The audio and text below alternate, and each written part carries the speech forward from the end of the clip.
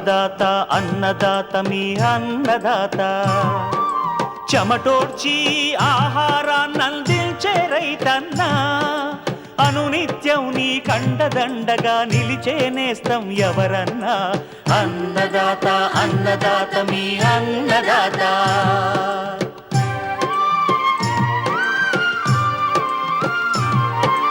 నూతన రీతుల సాగుబడికి నూరింతలు పెరిగే దిగుబడికి సూచనలిచ్చే సస్య రక్షణకు పశు పోషణకి శాస్త్ర విజ్ఞానం అందించి ముందుకు నడిపే తెలుగు రైతు భారతదేశానికి మకుటం అయ్యేలా తీర్చిదిద్దే ఆశయంతో మిమ్ము మేలు కొలిపేది అన్నదాత అన్నదాత అన్నదాత మీ అన్నదాత అన్నదాత అన్నదాత మీ అన్నదాత. అన్నదాత ప్రేక్షకులకు నమస్కారం. ఈనాటి ముఖ్యాంశాలు: టిష్యూ కల్చర్ అరటి సాగులో రైతులు పాటించాల్సిన మెలకువలు, వర్షాకాలంలో కోళ్లలో వచ్చే వ్యాధులు తీసుకోవాల్సిన జాగ్రత్తలు, ఇంకా జై కిసాన్ వ్యవసాయ సమాచారం.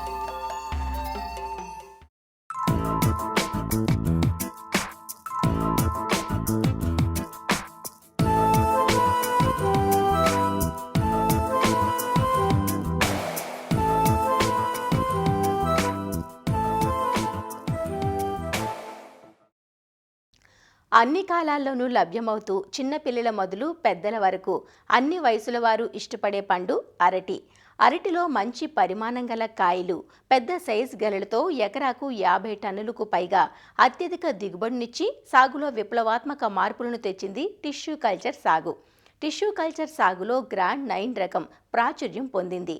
పంటంతా ఒకేసారి కోతకు రావడం టిష్యూ కల్చర్ సాగులో విశేషం. అరటి నుంచి మంచి దిగుబడిని, కాయ నాణ్యతను సాధించాలంటే టిష్యూ కల్చర్ నారు మొక్కల ఎంపిక మొదలు మొక్కల సాంద్రత, ఎరువుల యాజమాన్యంలో శాస్త్రీయ యాజమాన్య పద్ధతులను ఆచరించాలంటూ టిష్యూ కల్చర్ అరటి సాగులో రైతులు పాటించాల్సిన మెలకువలను వివరిస్తున్నారు వైఎస్ఆర్ ఉద్యాన విశ్వవిద్యాలయం కొవ్వూరు ఉద్యాన పరిస్థితుల స్థానం సీనియర్ శాస్త్రవేత్త డాక్టర్ కె రవీంద్ర కుమార్. అరటిలో అత్యధిక ఉత్పాదకతను సాధించడానికి, స్వల్ప సమయంలో అధిక లాభాలను ఆర్జించడానికి మనకి బిందు సేద్యం, అదేవిధంగా టిష్యూ కల్చర్ మొక్కలు అనేవి చాలా దోహదపడడం జరిగాయి. భారతదేశంలో ఈ అరటి సాగు విస్తీర్ణం పెరగడానికి, ఎగుమతులు అధికంగా రావడానికి, అధిక ఉత్పాదకతకు టిష్యూ కల్చర్ అరటి మొక్కలు అనేవి అధిక ప్రాధాన్యతను సంతరించుకున్నాయి. ఈ టిష్యూ కల్చర్ అరటి మొక్కలు అనేవి తల్లి మొక్కల నుంచి నాణ్యమైనటువంటి కణజాలాన్ని ప్రయోగశాలలో అభివృద్ధిపరిచి ఒకే రకమైనటువంటి లక్షణాలు కలిగినటువంటి లక్షలాది మొక్కలను ఉత్పత్తి స్వల్పకాలంలో చేయడానికి అవకాశం ఉంటుంది. తద్వారా ఎటువంటి తెగులు కానీ వైరస్లు కానీ లేనటువంటి మొక్కలు, ఆరోగ్యకరమైనటువంటి అధిక దిగుబడులు ఇచ్చేటువంటి తల్లి మొక్కల లక్షణాలను పోలి ఉండడంచే సగటు ఉత్పాదకత అనేది చాలా అధికంగా ఉంటుంది. ఈ టిష్యూ కల్చర్ మొక్కలు అనేవి పిలక మొక్కలతో పోల్చినప్పుడు 30 నుంచి 45 రోజులు ముందుగా మనకి కోతకు రావడం ద్వారా అక్కడ కూడా సమయం అనేది ఆదా అవడం జరుగుతూ ఉంటుంది. అయితే ఈ మొక్కలను మనం ఎంపిక చేసుకునేటప్పుడు రైతులు తగినటువంటి జాగ్రత్తలు తీసుకోవాలి. ఎటువంటి చీడపీడలు లేనటువంటి మొక్కలు ఉండేటట్టుగా చూసుకోవాలి. అంతేకాకుండా మొక్కలన్నీ కూడా కనీసం 30 సెంటీమీటర్లు, అంటే ఒక అడుగు ఎత్తు ఉండి 5 నుండి 6 ఆకులు ఉండేటట్టుగా చూసుకోవాలి. హార్డెనింగ్ సెంటర్లలో 45 రోజుల పాటు కూడా సరిగా హార్డెన్ అయ్యాయని చెప్పి నిర్ధారించుకున్న తర్వాత మాత్రమే కొనుగోలు చేసుకోవాల్సినటువంటి అవసరం ఉంటుంది.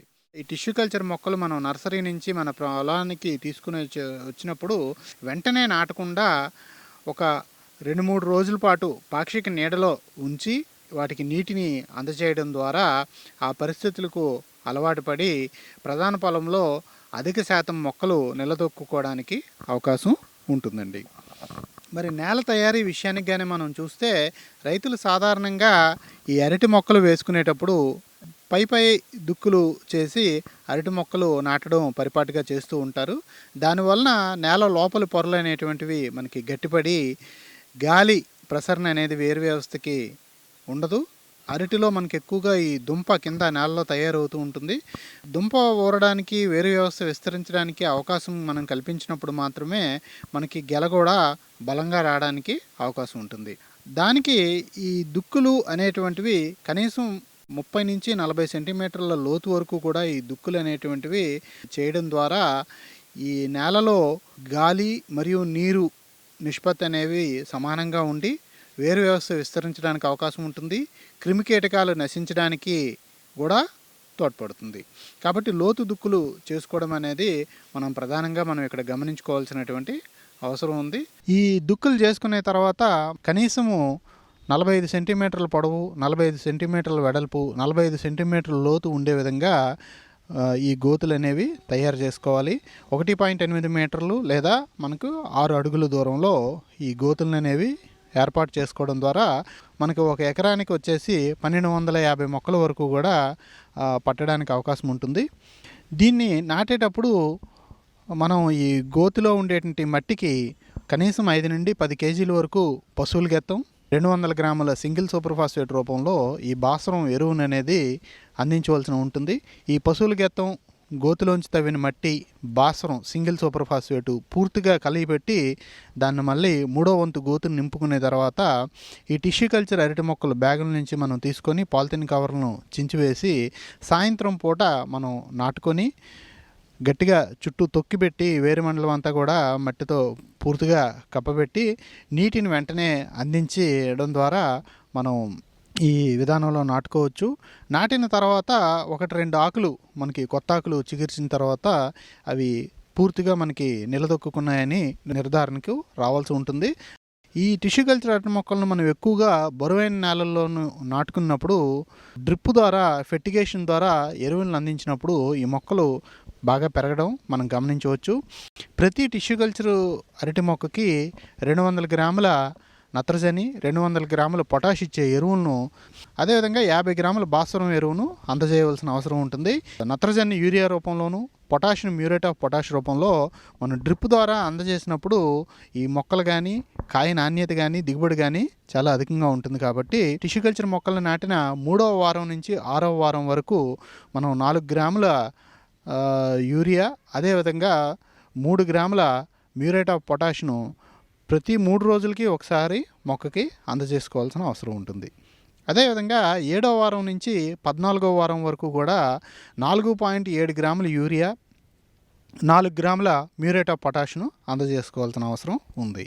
15వ వారం నుంచి 24వ వారం వరకు కూడా 5 గ్రాముల యూరియా, 4 గ్రాముల మ్యూరేట్ ఆఫ్ పొటాష్ను అందజేసుకోవాల్సిన అవసరం ఉంటుంది. అదేవిధంగా గెలలు వేసిన తర్వాత కూడా మనకి ఎరువుల ఆవశ్యకత ఉంటుంది. కాబట్టి 31వ వారం నుంచి 35వ వారం వరకు కూడా 4.7 గ్రాముల యూరియా, అదేవిధంగా 4 గ్రాముల మ్యూరేట్ ఆఫ్ పొటాష్ను మొక్కకి ప్రతి 3 రోజులకి ఒకసారి దానికి అందజేయవలసిన అవసరం ఉంటుంది. ఈ విధంగా అందజేసినప్పుడు మనకి మొక్కలు బలంగాను పెరగడమే కాకుండా దిగుబడి కూడా అధికంగా ఉంటుంది. అయితే ఈ చెప్పిన ఎరువులన్నీ కూడా మనం బరువైన సారవంతమైన నేలల్లో చెప్పినవి. అదేవిధంగా తేలికపాటి నేలల్లో వేసుకున్నప్పుడు ముందు వారాల్లో 5 గ్రాముల యూరియా, 4 గ్రాముల మ్యూరేట్ ఆఫ్ పొటాష్ వేసుకొని గెలలు వేసే దశలోని, అదేవిధంగా పూమొగ్గ తయారయ్యే దశలో కూడా సుమారు 8 నుండి 9 గ్రాముల యూరియా, 7 నుంచి 8 గ్రాముల మ్యూరేట్ ఆఫ్ పొటాష్ ప్రతి 3 రోజులకి ఒకసారి మొక్క ఒక్కింటికి అందజేసినప్పుడు ఈ దిగుబడులు అనేవి ఎక్కువగా ఉండి పంట అనేది నాణ్యంగా ఉంటుంది. అదేవిధంగా ఈ సూక్ష్మ పోషక పదార్థాల లోపానికి కూడా 2వ నెలలో, 4వ నెలలో, 6వ నెలలో అర్కా బనానా స్పెషల్ కానీ, బనానా శక్తి కానీ, ఫార్ములా 4 కానీ, మ్యాక్స్ వంటి ఎరువులను సూక్ష్మ పోషకాలు కలిగిన మిశ్రమాన్ని ఈ మొక్కలపైన 3 దఫాలుగా పిచికారీ చేయడం ద్వారా దీనికి వచ్చే పోషక లోపాలన్నింటినీ కూడా మనం సమగ్రంగా నివారణ చేయడానికి అవుతుంది. ఈ టిష్యూ కల్చర్ అరటి మొక్కల్లో నీటి యాజమాన్యం కూడా మనకి ముఖ్యమైనది. డ్రిప్ ద్వారా మనం నిర్దిష్ట పరిమాణంలో నీటిని అందజేసినప్పుడు ఈ మొక్కలు అనేవి బాగా ఎదగడమే కాకుండా సుమారు 11 నుంచి 15% అదనపు దిగుబడులు మనకు వస్తాయి. ఈ డ్రిప్ ద్వారా నీటిని ఇచ్చినప్పుడు మొక్క నాటిన మొదటి నెల రోజులు కూడా ప్రతి మొక్కకి కనీసం 4 నుంచి 5 లీటర్ల నీరు అనేది అందజేయాల్సిన అవసరం ఉంటుంది. 2వ నెలలో 8 నుంచి 10 లీటర్ల నీటిని అందజేయవలసిన అవసరం ఉంది. అదేవిధంగా 3వ నెల నుంచి మొక్క పెరుగుదల యాక్టివ్ గ్రోత్ పీరియడ్లోకి వచ్చినప్పుడు మొక్క బాగా పెరుగుదల దశలో ఉండేటప్పుడు కనీసము 12 నుంచి 15 లీటర్ల పాటు నీటిని ఇవ్వాల్సిన అవసరం ఉంది. అంకురం ఏర్పడినప్పుడు ఈ షూటింగ్ స్టేజ్లో మొక్కకి కనీసము 18 నుంచి 20 లీటర్ల నీరు అవసరం ఉంటుంది. గెలలు తయారయ్యే దశలో 25 లీటర్ల పాటు కూడా నీటిని అందజేయాల్సిన అవసరం ఉంటుంది. అంతేకాకుండా ఈ టిష్యూ కల్చర్ అరటి మొక్కల్లో సుమారు 3వ నెల నుంచి ఈ పిలకలు రావడం అనేది ప్రారంభమవుతాయి. ఈ పక్క నుంచి వచ్చేటువంటి పిలకలను మనం ఎప్పటికప్పుడు తొలగించుకొని ఎరువులను అందజేయడం ద్వారా ఈ తల్లి మొక్క ఏదైతే ఉందో అది ప్రధాన మొక్క బాగా పెరగడానికి అవకాశం ఉంటుంది. అంతేకాకుండా ఈ గెలలు వేసే టైంలో మనం ఈ వెదురు కర్రల ద్వారా ఊతం ఏర్పరిచినప్పుడు మన వేసవి గాలులకు కూడా ఈ మొక్క పడిపోకుండా కాపాడడానికి అవకాశం ఉంటుంది. గెల ఏర్పడిన తర్వాత కూడా గెలపై ఉండేటువంటి కాడ ఎండకు బాగా ఎక్స్పోజ్ అవుతుంది కాబట్టి అక్కడ కొల్లుటోటు రేఖం లాంటి తెగుళ్ళు ఏర్పడి గెలలు కింద పడిపోవడానికి అవకాశం ఉంటుంది. అదేవిధంగా గెల కూడా కుళ్ళిపోవడానికి అవకాశం ఉంటుంది. కాబట్టి ఈ పోటాకు ఏదైతే ఉందో గెల ఏర్పడగానే గెల కాడ మీద మనం వేసి కట్టడం ద్వారా, అదేవిధంగా ఎండు ఆకులు కూడా తో కప్పి కట్టడం ద్వారా ఈ ఎండ ఏదైతే ఉందో దాని నుంచి మనం రక్షించుకోవడానికి అవకాశం ఉంటుంది. ఈ రక్షక పత్రాలను కూడా గెలంతా కూడా పూర్తిగా వదిలిన తర్వాత పైనుంచి కింద వరకు ఉండే హస్తాల్లో రక్షక పత్రాలను మనం జాగ్రత్తగా తీసివేసుకోవడం ద్వారా ఆ రక్షక పత్రాల్లో ఎండిపోయినటువంటి రక్షక పత్రాల్లో దాగున్నటువంటి రసం పీల్చే పురుగులను కూడా నివారణ చేయవచ్చు. అదే వేసవి కాలంలోనూ శీతాకాలంలో కూడా ఈ బంచ్ కవర్స్ అనేవి మనం గెలలకు తొడగడం ద్వారా అదనపు ప్రయోజనాన్ని పొందవచ్చండి. గెలలో ఆఖరి హస్తం ఇచ్చుకున్న 5 రోజులకు, 15 రోజులకు, 25 నుంచి 30 రోజులకు 3 దఫాలుగా 13-0-45, 00-50లో మార్చి 5 గ్రాములు లీటర్ నీటికి కలిపి పిచికారీ చేసినప్పుడు ఈ పొటాష్ లోపం అనేది రాకుండా ఉంటుంది. గెల కూడా మంచి సైజులో వచ్చి బరువు కూడా మనకి 25 నుంచి 30 కేజీల వరకు వచ్చి హెక్టార్కు 100 టన్నుల వరకు కూడా ఈ గ్రాండ్ 9 రకంలో దిగుబడిని మనం ఆశించడానికి అవకాశం ఉంటుందండి. ఈ విధంగా ఈ జూన్ నుంచి ఆగస్టు మధ్యకాలంలో ఈ మొక్కలను నాటుకోవడం ద్వారా అధిక దిగుబడులు రావడమే కాకుండా నాణ్యమైనటువంటి పంటను కూడా మనం పొందడానికి అవకాశం ఉంటుంది.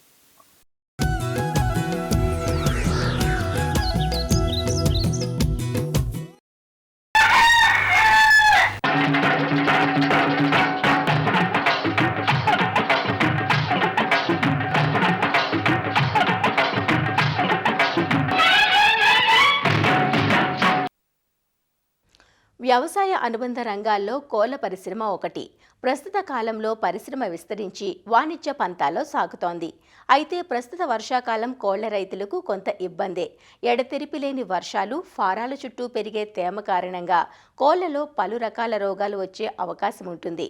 తడిచే మేతలు, పెరిగే తేమ కారణంగా కోళ్లలో న్యూమోనియా, కాక్సిడియోసిస్, కొక్కెర వంటి రోగాలు వచ్చి కోళ్లు చనిపోయే ప్రమాదం ఉంటుంది. కాబట్టి వర్షాకాలంలో కోళ్ల పెంపకందారులు కొంత అప్రమత్తంగా ఉండడం తప్పనిసరి. వర్షాకాలంలో కోళ్లలో వచ్చే వ్యాధులు, నివారణ చర్యల గురించి తెలియజేస్తున్నారు వరంగల్ జిల్లా మామునూరు కృషి విజ్ఞాన కేంద్రం శాస్త్రవేత్త సాయి కిరణ్. సాధారణంగా వర్షాకాలంలో మనం చూసినట్టుగా అయితే వర్షపాతం ఎక్కువగా ఉండడం వలన షెడ్యూల్లో కానీ కోళ్ళ ఫారాల్లో చుట్టూ పరిసరాల్లో కానీ నీరు అనేది చేరడం జరుగుతుంది. దాని ద్వారా కోళ్ళ ఫారాల లోపల మనకు తేమ యొక్క శాతం అనేది పెరగడం జరుగుతుంది, ఉష్ణోగ్రత అనేది తగ్గడం జరుగుతుంది. దీని ప్రభావం ఎలా ఉంటుంది కోళ్ళపైన అంటే ఈ దానా తినడం అనేది తగ్గించడం ప్రారంభమవుతుంది. దానా తినడం తగ్గించడం ద్వారా మనకు కోళ్ళ యొక్క శారీరక బరువు పెరగడం అనేది తగ్గిపోతుంది. తద్వారా చివరిగా మనకు కోళ్ళ యొక్క గుడ్లు పెట్టే ఉత్పాదక శక్తి అనేది తగ్గిపోవడం జరుగుతుంది. కావున మనకి ఈ వర్షాకాలంలో మనము తీసుకోవాల్సిన చర్యలు ఏంటి అంటే కోళ్ళ ఫారాల్లో నీరు అనేది నిల్వ లేకుండా ఉండడం అనేది రైతు సోదరులు తప్పకుండా పాటించవలసిన ముఖ్యమైన విషయము. ముఖ్యంగా వర్షాకాలంలో సంక్రమించే వ్యాధులు చూసుకున్నట్టయితే మనము ఫౌల్ పాక్స్ అంటాము, బొబ్బ రోగం అంటాం మనము. ఇది పాక్స్ వైరస్ అనే సూక్ష్మజీవి ద్వారా సోకుతుంది. రక్తం పీల్చే కీటకాలు ఈ వర్షాకాలంలో ఎక్కువ సంఖ్యలో మనకు కోళ్ళ ఫారాల్లో కనిపించడం ద్వారా ఇవి ఈ యొక్క వ్యాధిని ఇతర కోళ్ళకు సంక్రమించేలాగా తోడ్పడతాయి. ఫౌల్ పాక్స్లో మనం చూసుకున్నట్టయితే 2 రకాలు ఉంటాయి. మొదటిది మనము డ్రై పాక్స్ అంటాము, ఇంకొకటి వచ్చేసి వెట్ పాక్స్ అంటాము. ఈ డ్రై పాక్స్ చూసుకున్నట్టయితే మనకు కోళ్ళ యొక్క తల భాగంలో, కళ్ళ పైన, కోళ్ళ యొక్క జుట్టు, అదేవిధంగా కాళ్ళ వరకు మనకు ఈ బొబ్బల రూపంలో గుండ్రటి పుండ్లలాగా గుండ్రంగా మనకు ఈ యొక్క వ్యాధి లక్షణాలు కనిపించడం జరుగుతుంది. అదేవిధంగా వెట్ పాక్స్ చూసుకున్నట్టయితే మనకు కోళ్ళ యొక్క శ్వాసనాళాలలో మనకు గొంతు దగ్గర అక్కడ పసుపు రంగు రూపంలో మనకు కనిపించడం జరుగుతుంది. ఈ వెట్ పాక్స్ ద్వారా శ్వాస తీసుకోవడం ఇబ్బందులు కలిగి కోళ్ళు అనేది మరణించడం జరుగుతుంది. కోళ్ళను దీని బారిన పడకుండా 6 వారాల వయసు ఉన్నప్పుడే టీకాలు అనేది వేయించడం చేయాలి కోళ్ళకు. తర్వాత వ్యాధి చూసుకున్నట్లయితే మనకు ఫౌల్ కొలరా అంటాము. 6 వారాల వయసు పైబడిన కోళ్ళలో మనము చూడవచ్చు. వర్షాకాలంలో ఈ నీరు అనేది నిల్వ ఉండడం ద్వారా షెడ్డులలో ఎక్కువ సంక్రమించడం జరుగుతుంది. కాబట్టి షెడ్డులలో నీరు అనేది నిల్వ లేకుండా చూసుకున్నట్టయితే ఈ యొక్క ఫౌల్ కొలరా అనే వ్యాధిని మనము అరికట్టవచ్చు. లక్షణాలు చూసుకున్నట్టయితే మనకు ఆకుపచ్చ లేదా పసుపుపచ్చ రంగులో విరోచనాలు తీవ్రంగా కనిపించడం జరుగుతుంది. కోళ్ళ యొక్క కండ్లలో నీరు గారడం కానీ, ముక్కులోంచి స్రవాలు గారడం కానీ ఇటువంటి లక్షణాలు మనము తీవ్రంగా చూడవచ్చు. సల్ఫా డ్రగ్స్ కానీ చికిత్స పరంగా, లేదంటే టెట్రాసైక్లిన్ మందులు కానీ, ఎండ్రోఫ్లాక్సిన్ మందులు ఉపయోగించి చికిత్సకు మనము చేసుకోవచ్చు. అదేవిధంగా కొలిబాసిలోసిస్ అంటాము, ఇది ఈకోలై అనే సూక్ష్మజీవి ద్వారా వస్తుంది. అదేవిధంగా సాల్మనెల్లోసిస్ అనేది, అదేవిధంగా మనకు పుల్లోరం రోగం అనేది వస్తుంది. ఈ 3 మనకు కోళ్ళ యొక్క జీర్ణ క్రియను ఇబ్బంది కలిగించేలాగా చేస్తాయి. కోళ్ళు దానా తినడం అనేది తగ్గియడం జరుగుతుంది. తద్వారా కోళ్ళ యొక్క ఆరోగ్యం క్షీణించి గుడ్ల ఉత్పత్తి అనేది తగ్గిపోవడము, శరీరం యొక్క బరువు పెరగకపోవడము ఇటువంటి జరుగుతూ ఉంటుంది. ఈ వర్షాకాలంలో ఈ వర్షం నీళ్ళు, వర్షపు జల్లులు కోళ్ళు తాగే నీళ్ళల్లో కలవడము, దానాలో కలవడం ద్వారా నీరు మరియు ఆ యొక్క దానా అనేది కలుషితం అవ్వడం ద్వారా ఈ యొక్క వ్యాధి అనేది సోకడం జరుగుతుంది. ఈ వ్యాధిని అరికట్టాలంటే రైతు మిత్రులు దానా మరియు నీళ్ళు కలుషితం కాకుండా చూసుకోవడం అనేది ముఖ్యంగా చూసుకోవాలి.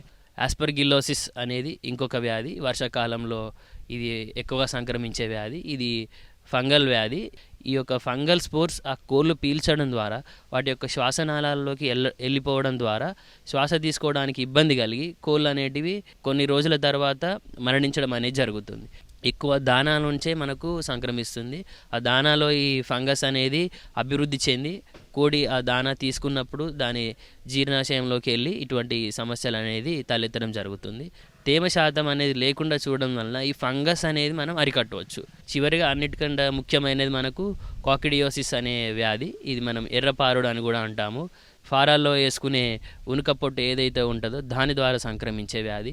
ఈ వర్షాకాలంలో చూసుకున్నట్టయితే ఆ లిట్టర్ ఎక్కువగా పచ్చిగా అవ్వడము, తేమ శాతం పెరగడము, ముద్దలుగా మారడము ఈ రకంగా జరగడం అనేది మనం గమనించవచ్చు.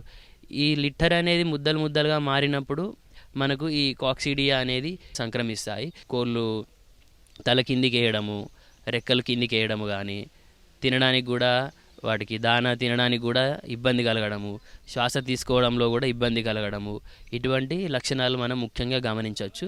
అలా కనిపించినప్పుడు మనము ఆ లిట్టర్ను తీసేసి కొత్త లిట్టర్ వేయడం కానీ, లేదంటే దాంట్లో సున్నం కలిపేసి దాన్ని కలపడం కానీ, ఇట్లా మనము 2 వారాలకు కానీ 1 వారానికి ఒకసారి ఆ లిటర్ మనం దున్నుతూ ఉండాలి. అప్పుడు మనకి ముద్దలుగా రాకుండా ఈ తేమ అనేది అందులో లేకుండా ఉండి పొడిగా ఉండి ఈ కాక్సిడియోసిస్ వ్యాధిని సంక్రమించకుండా చేపట్టవచ్చు. చికిత్స పరంగా చూసుకున్నట్టయితే మనము కాక్సిడియోసిస్ సంబంధించి యాంటీబయాటిక్స్ ఆంప్రోలియం కానీ ఇట్లాంటివి మనం వాడవచ్చు. నీళ్ళలో కలిపి కోళ్ళు తాగేలాగా చూసుకోవాలి.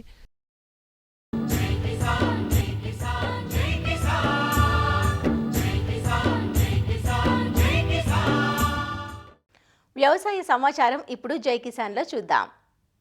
మార్కెట్లో తగ్గుతున్న రొయ్యల ధరలు సాగుదారులను ఆందోళనకు గురిచేస్తున్నాయి.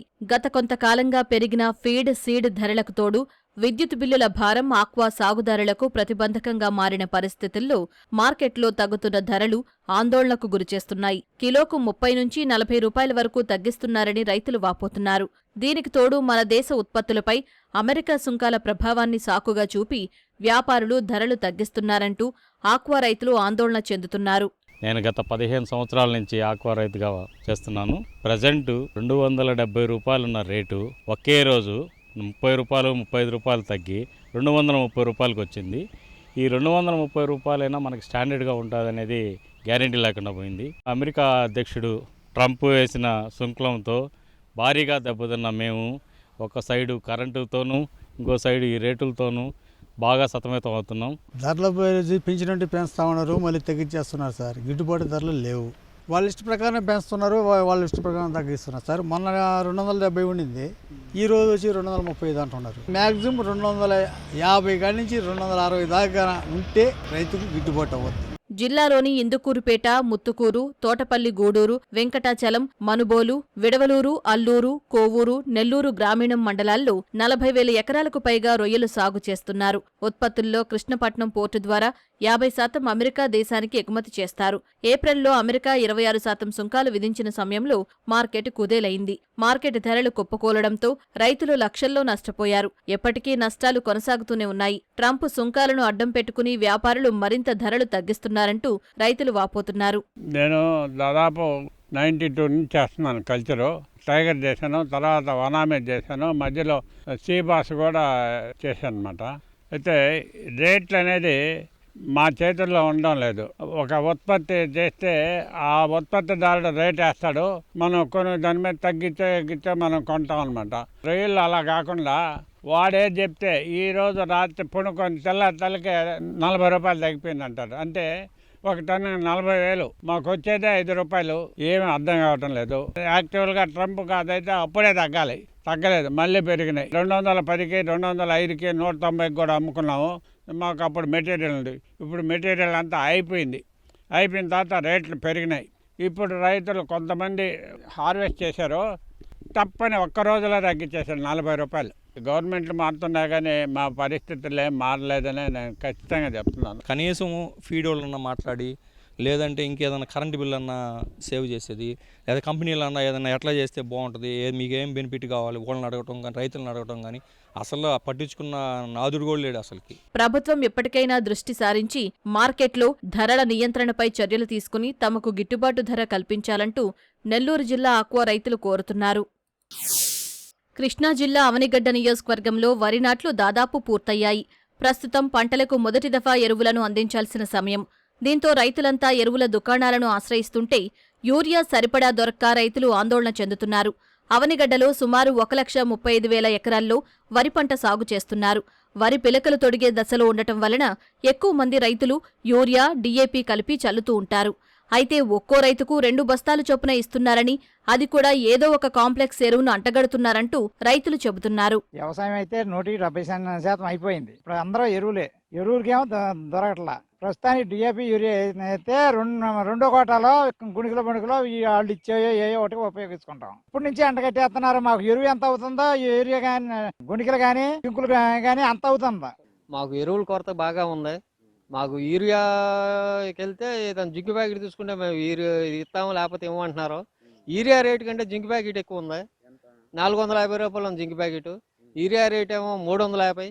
సొసైటీలో అయితే 270 రూపాయలు. అది సొసైటీలోకి వెళ్తేనేమో డిఏపికి గుల్కుల ప్యాకెట్ తీసుకుంటేనే మేము ఇస్తామని చెప్పని అంటున్నారు. మరి ఆ గుల్కుల ప్యాకెట్లో ఇప్పుడు మాకు పనిచేయవు. సొసైటీల వద్ద యూరియా కోసం క్యూ లైన్లో నిలబడటంతో సాగు పనులకు అంతరాయం వస్తోందంటూ రైతులు చెబుతున్నారు. ఈ సమయంలో వరి పంటకు ఎరువులు అందించకపోతే పిలక చేత తగ్గి దిగుబడులు తగ్గిపోతాయని రైతులు వాపోతున్నారు. 4 ఎకరాల సొంత పొలం ఉందండి. కౌలు 2 ఎకరాలు ఎత్తున్నా. ఎల్లాగా లైన్లో నుంచున్నా కానీ 2 కట్టలు ఎత్తున్నారు. డిఏపి యూరియా కావాలి, పెంచడానికి 2 కోటాల వరకు అవి కావాలి. అవి మాత్రం దొరకతలా. ఈ కొట్లాడినా అమ్మనిట్లేదంట. మరి రైతులు ఇబ్బంది పడుతున్నాం. నెల అయిందండి మళ్ళీ పోసి. ప్రభుత్వం ఏం చేయాలి? పిండి అందియాలి, మందులు అందియాలి. అయ్యేం పిండి అందిస్తలా. మరి అట్లా అయితే మాకు ఎట్లా ప్రాబ్లమే కదా. మాకు డిఐపి యూరియా అంత లేదు. మరి ఇప్పుడు పిండి అయిపోతే బతకదు ఊర్రి. చక్క నీళ్ళు అందిని పిండి ఎత్తానికి లేదు. సొసైటీలు, ఆగ్రోస్ కేంద్రాల్లో యూరియా, డీఏపీ అందుబాటులో ఉంచాలంటూ రైతులు కోరుతున్నారు. మరిన్ని విభిన్న అంశాలతో రేపటి అన్నదాతలో మళ్ళీ కలుసుకుందాం. నమస్కారం. అన్నదాతలు తమ సందేహాలు, సమస్యలను 18004254085 టోల్ ఫ్రీ నంబర్లో ఉదయం 10 నుంచి 11 గంటల మధ్య పని దినాలలో సంప్రదించగలరు. ఈ కార్యక్రమాన్ని యూట్యూబ్లో www.youtube.com/అన్నదాత ఈటీవీ లింక్ ద్వారా వీక్షించవచ్చు.